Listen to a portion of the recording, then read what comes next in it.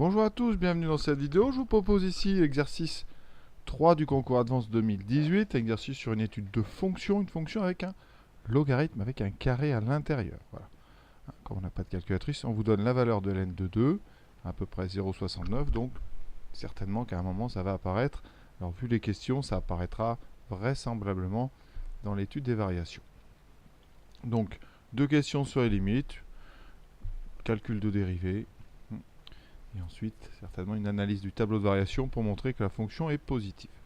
Voilà, on est parti. Regardons tout d'abord l'expression de cette fonction. Alors f de x, c'est x moins ln de x au carré. D'accord? Alors, vous savez, il y a une propriété qui lie le logarithme et les puissances, qui est la suivante. C'est quand on a ln de x puissance n, ici. La propriété, c'est la suivante. Quel que soit x strictement positif, d'accord, et n appartenant à grand N, eh bien ln de x puissance n, c'est n ln de x. Alors on peut sortir la puissance du logarithme, mais la condition pour sortir cette puissance, vous voyez bien, eh bien c'est ici que le nombre x soit strictement positif. D'accord? Ça veut dire quoi? Pourquoi on fait attention à ça? Parce qu'on pourrait très bien, et c'est le cas dans cet exercice, définir la fonction ln de x2, mais pour des valeurs plus grandes que dans R plus étoile. C'est-à-dire que ln de x2 existe pour tout x différent de 0, c'est-à-dire même pour des valeurs négatives. Puis si vous prenez ln de moins 1 au carré, ça ferait ln de 1. D'accord? On peut mettre ici des négatifs puisqu'ils vont être rendus positifs par le carré. Donc, eh bien, c'est pour ça ici qu'on a dans ce théorème, dans cette propriété, ici, l'obligation d'avoir x strictement positif. Parce que si vous sortez par contre la puissance et que vous écrivez 2 ln de x à la place, comme ln de x n'est défini que pour des strictement négatifs, eh bien maintenant ça existe, mais quel que soit x, strictement positif. Donc ln de x carré n'est pas pareil que 2ln de x. Ils n'ont pas le même ensemble de définitions. C'est la même chose quand x est positif. Alors pour les sujets de bac, on ne veut pas piéger les élèves, donc on évite ce genre de choses. Mais ici, par exemple, ça veut dire que on pourrait très bien considérer que la fonction, c'est x moins 2 ln de x. Ça serait tout à fait juste, puisque on est sur 0 plus l'infini. Donc, on est sur des valeurs positives. Donc, ln de x2 vaut bien 2 ln de x. Ça veut dire qu'ici, on pourrait très bien faire tout l'exercice avec cette forme beaucoup plus simple de l'expression de f. Donc, j'essaierai de faire en parallèle les deux, en commençant quand même par l'expression qui est donnée, parce qu'en général, les élèves, on a un petit peu de mal à changer les expressions. On se dit, bon, je ne vais pas prendre de risque. Donc ici, alors, la limite, donc en 0 plus. Donc, on est x tend vers 0 en étant positif. Ça veut dire qu'ici, on a deux termes. On a x moins ln de x au carré. Alors on va reconstituer doucement comme ça au brouillon. Donc x carré, x tend vers 0 plus. Donc de toute façon, comme c'est au carré, ça tendra vers 0 plus. On prend le logarithme en 0 plus. Logarithme en 0 plus, ça c'est connu. C'est moins l'infini. Pour illustrer, je vais faire la courbe du logarithme. La courbe du logarithme, elle est comme ceci. Il s'annule en 1. Et on arrive d'en bas, il y a une asymptote verticale ici. Donc la limite du logarithme en 0 plus, c'est moins l'infini. Ensuite, qu'est-ce qu'on fait? On rajoute ici quelque chose qui tend vers 0. Donc par soustraction, ce moins, alors il est important lui par contre, ce moins additionné à ce moins infini, ça va faire une limite plus l'infini. Donc c'est vrai.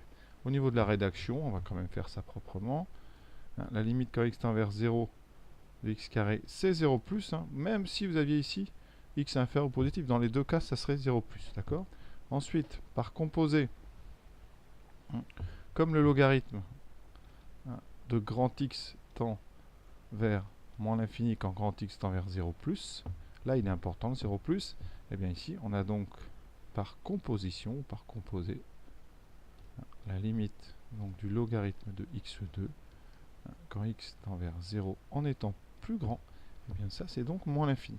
Ensuite on multiplie par moins 1, ça fera plus l'infini, d'où limite donc de moins ln de x2 est égal à plus l'infini quand x tend vers 0 en étant plus grand. Et après vous rajoutez ce petit 0 là, la limite de x ici, donc ça ne change pas. Donc la première proposition est vraie.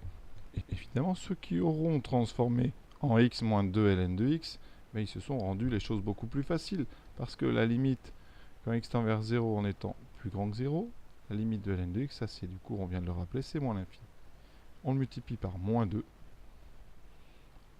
Et donc on a déjà terminé, parce que vous voyez ici, en multipliant par moins 2, la limite de 2 ln de x, c'est plus l'infini. Voilà. Moins 2, j'oublie pas le moins. Et ici on rajoute x, donc ça fera bien plus l'infini. Vous voyez que c'est beaucoup plus simple en sortant la puissance. Maintenant on s'attaque à la limite en plus l'infini. Alors, est-ce que c'est plus simple? Est-ce que c'est plus dur? Là, c'est une autre question, vraiment. Parce qu'on a x moins ln de x carré. Alors avant de se lancer dans la rédaction, on regarde. X envers plus l'infini. À l'intérieur ici, donc notre petit x carré, évidemment, vous savez, est envers plus l'infini. On met ça donc dans du logarithme par composé. Eh bien, on a ici plus l'infini. Donc on a une soustraction de 2 plus l'infini. Donc on a une forme indéterminée. Et là, ceux qui auront regardé la formule avec donc le x2, vous allez être un petit peu embêtés parce que c'est difficile. Donc pour faire cette question, on est quasiment, on va dire, au niveau terminal, obligé de sortir le carré. Pourquoi? Parce qu'une forme indéterminée avec plus l'infini et un moins entre les deux, ça se lève, on lève l'indéterminé en factorisant par le terme qu'on estime le dominant. Ici, il faut classer comme ça dans l'ordre. Les logarithmes, c'est le plus faible, la plus faible croissance. Après, vous avez les puissances de x et après, vous avez l'exponentielle. Donc ici, il faudrait factoriser par x. Ce qui donnerait x, facteur de 1 moins ln de x au carré sur x. Voilà, ça, c'est première chose. Alors maintenant, on regarde. Bon, devant, c'est tout, c'est plus l'infini. Et dans les parenthèses, si on a bien fait notre travail, c'est 1. Par contre, il faut, et ça au niveau terminal, on n'a pas, il faudrait pouvoir comparer ces deux fonctions ici. Des croissances comparées, mais avec des ln de puissance de x. Au programme, vous n'avez maintenant plus que la limite, quand x tend vers plus l'infini, de ln de x sur x. D'accord? Ça veut dire qu'on n'a pas le carré. Donc on va être obligé, si on veut respecter vraiment ce qu'on sait au niveau terminal, on va être obligé là vraiment de sortir le 2 du logarithme. Alors x est largement positif puisqu'on cherche la limite en plus infini, donc ça ne pose pas de problème. Et donc on a ça. Et une fois que vous avez admis ça, eh bien, là vous dites quoi? Vous dites cette limite là vaut donc ici 0. Ça s'appelle des croissances comparées. Donc dans les parenthèses, il vous restera une limite qui tend à une limite qui est 1. D'accord? Donc après, on ne va pas le rédiger, mais devant la parenthèse, vous avez plus l'infini. Dans la parenthèse, c'est 1. Donc par produit, votre fonction tend vers plus l'infini. Donc la proposition B, elle est vraie. Et donc pour compléter ce qu'on vient de faire, ça veut dire qu'ici, en utilisant le même raisonnement, la limite de ln de x puissance n sur x, quel que soit n, eh bien, entier, eh bien, ça donnera donc toujours 0. Puisqu'il suffit de sortir le n, ça fait n ln de x sur x, et donc on utilise les croissances comparées de ln par rapport à la fonction constante. Donc voilà pour cette question B. On continue. La croissance. Alors la croissance, on peut parfois la faire en faisant par exemple la somme de deux fonctions croissantes et croissantes, des choses comme ça. Ici, on a une soustraction, x est croissant, ln de x carré est croissant, donc on ne peut pas utiliser ces petits théorèmes, donc on est obligé de dériver. Alors, on va dériver. Donc, ici, alors si vous avez laissé le x2 devant, on va le laisser. Alors ça veut dire quoi? Au niveau de dérivabilité, x est dérivable sur r, x carré aussi, d'accord? X carré est strictement positif donc sur notre ensemble. Et donc comme le logarithme est dérivable sur r plus étoile, f est donc dérivable. F est dérivable sur r plus étoile, donc on va le noter avec le symbole d'intervalle. Voilà. Pour ceux qui ont transformé avec x moins 2 ln de x, ça c'est beaucoup plus simple. C'est une soustraction, une somme, en fait une addition de deux fonctions dérivables.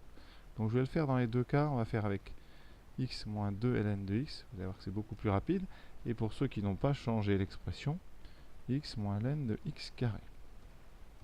Alors, pour dériver ça, c'est pas très compliqué parce qu'on a un ln de u ici, avec u qui vaut x carré, donc ln de u, la dérivée, vous devez connaître, c'est u' sur u.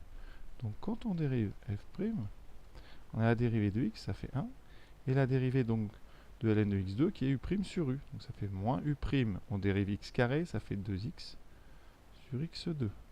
On peut simplifier, ça fait 1 moins, on simplifie par x, 2 sur x. Voilà. Alors après, si on veut les variations, on met au même dénominateur, ça donnera x moins 2 sur x. D'accord, on a ce 2 qui apparaît qui va nous justifier l'information ln de 2 égale 0,69. Pour ceux qui avaient sorti tout de suite le 2, eh bien ça donne 1 moins 2 fois la dérivée d'1 sur x, de ln qui est 1 sur x, ça fait 1 moins 2 sur x. On retrouve tout de suite la même chose. Maintenant, on va faire, il faut un tableau de signes, étudier le signe de cette dérivée pour avoir les variations de f. C'est une étude de signe assez simple. Ici, donc on a x entre 0 et plus infini. F', donc ici on a la valeur interdite. X est positif, donc f' sur 0 plus infini est du signe de x moins 2. D'accord, x moins 2 qui s'annule en 2, qui est une fonction affine croissante, donc comme cette forme-là. Donc on a un signe moins 0 plus. Ça veut dire que votre fonction f va être décroissante, puis croissante. D'accord? Conséquence, f n'est pas croissante sur 0 plus infini. C'est faux, f est croissante sur 2 plus infini. Elle est décroissante sur l'ouvert 0 et fermé en 2. Donc ici, cette affirmation, elle est donc fausse. Alors l'affirmation D, une fois qu'on a fait la dérivée, c'est donné. Il suffit donc bien d'utiliser la formule, elle est valable donc sur 0 plus infini, donc en 1. Donc ici, ça fera 1 moins 2 sur 1, ce qui fait 1 moins 2, donc moins 1 sur 1. Donc, moins 1. Donc c'est faux. Ce n'est pas 0, c'est moins 1. La dérivée s'annule ici au niveau du sommet, c'est-à-dire en 2. Et ceux qui suivent se demandent bien à quel moment va servir l'information ln de 2 qu'on nous donne au début. Parce que si on vous la donne, c'est qu'elle va servir, et elle va servir maintenant. Donc on regarde le tableau de variation. Il faut en déduire le signe de f. D'accord? Alors tout dépend en fait du minimum ici. Le minimum, donc f admet un minimum pour x égale 2. Ce minimum, c'est donc f de 2. Ce minimum est donc f de 2.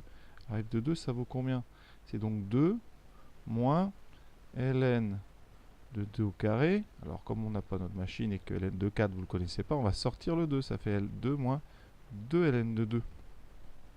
Et voilà pourquoi on a besoin. Donc c'est à peu près 2 moins 2 fois 0,69. Alors 2 fois 0,69. On voit bien ensuite que 2 fois 0,69, c'est plus petit que 2. D'accord? Donc cette soustraction, eh bien, elle donne un nombre strictement positif. Donc conclusion, eh bien, le minimum de f, on voit bien qu'il y a un minimum ici. Ce minimum, c'est f de 2, c'est l'image de 2 qui est strictement positif. Donc, eh bien, comme c'est un minimum pour tout x, ou pour tout x appartenant à 0 plus l'infini, eh bien f de x est donc supérieur ou égal à f de 2 qui est strictement positif. Donc f de x est strictement positif, donc supérieur ou égal à 0. Quand on est strictement positif, on est supérieur ou égal à 0. Donc, eh bien, cette affirmation, elle est vraie. Et ça clôt donc cet exercice. Je vous souhaite une bonne fin de journée. À très bientôt.